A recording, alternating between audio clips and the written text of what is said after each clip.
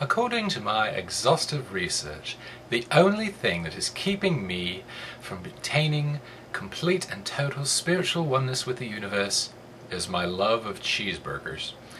Now, I'm an omnivore, so I'll eat pretty much anything you put in front of me, except dogs and cats. Well, I can't say I'd turn down a chihuahua if somebody offered me one of those. My little sister is a vegetarian. Well, not really.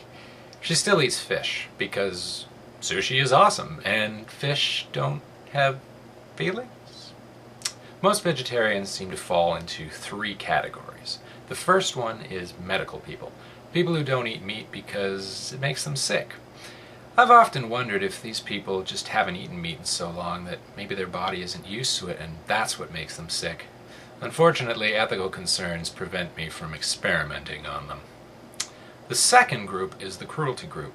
These people have chosen not to eat meat because they don't agree with the process of factory farming, which is totally understandable. It's gross. Someone once said that you don't need to know how your laws are made or what goes into a sausage, and I can understand it. In a perfect world, all of our meat would come from farms where the animals lived long and happy lives and died in their sleep peacefully, surrounded by their loved ones. Of course, that meat would probably cost about $1,000 a pound. No, the only time the cruelty group pisses me off is when they become petards. P-E-T-A-R-D-S. People who start to think that owning a pet is a form of slavery. And it is! Anyone who's ever owned a cat can tell you which side of the relationship is the slave. And don't get me started on the emotional blackmail involved with dogs. Oh my God! You're home! I didn't think you were ever going to come home. I'm so happy.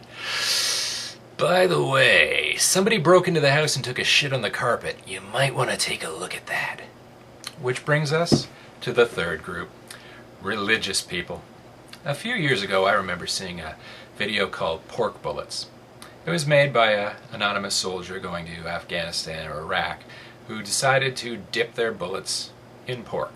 Because apparently, if you're a Muslim and you get shot with one of those, you go to hell.